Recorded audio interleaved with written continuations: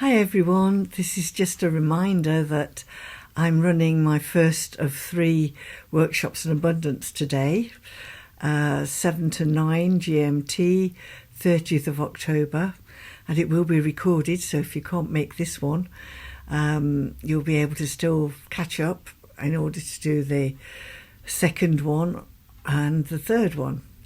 Tonight is clearing ancestral and past life traumas and beliefs around abundance. The next one will be about clearing traumas and beliefs that were created in this life. And then the third one will be, what will the future look like when you're really feeling abundant, and how to bring that into your life right now. So I'd love to see as many of you as are able to come.